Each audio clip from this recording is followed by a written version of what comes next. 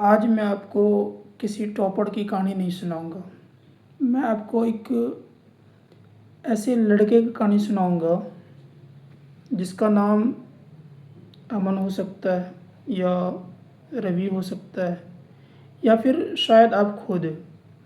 ये कहानी लाखों एसएससी एस्पायरेंट की है। 2019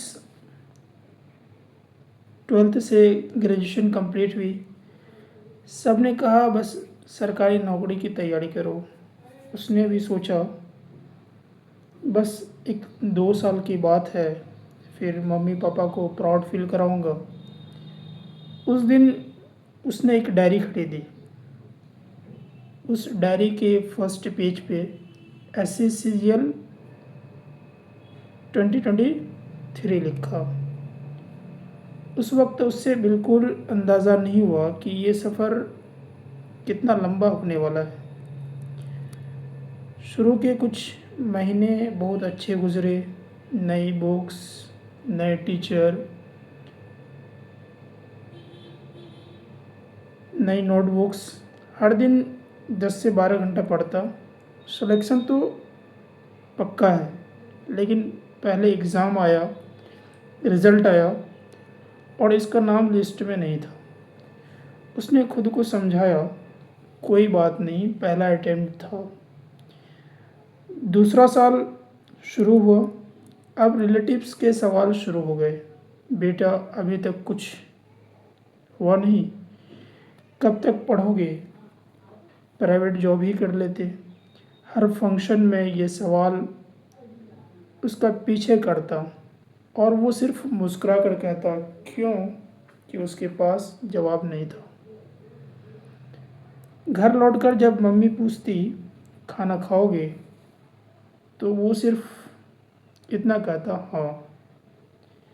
लेकिन मम्मी समझ जाती थी आज मॉक टेस्ट अच्छा नहीं गया होगा। बाप शायद कभी ज़्यादा कुछ नहीं बोलते थे, लेकिन जब फीस की बात आती थी, बुक्स खरीदना होता था या कोचिंग की बात आती थी, तो बस एक ही लाइन कहते थे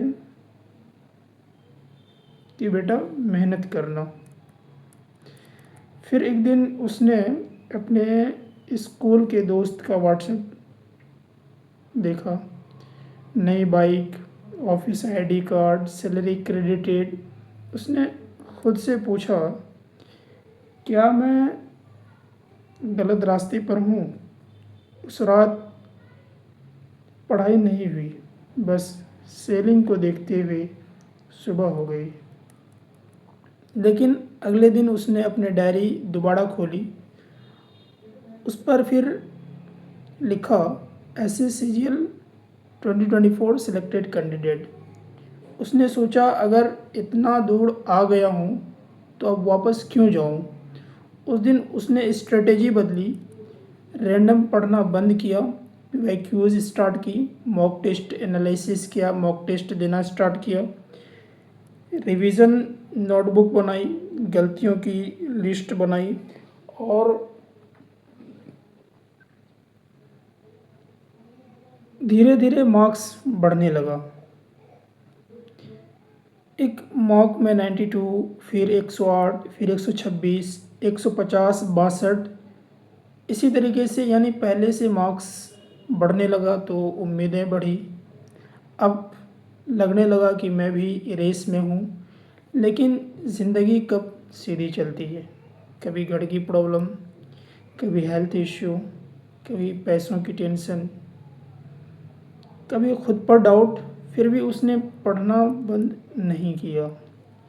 एग्ज़ाम एक दिन आया, पेपर ख़त्म हुआ।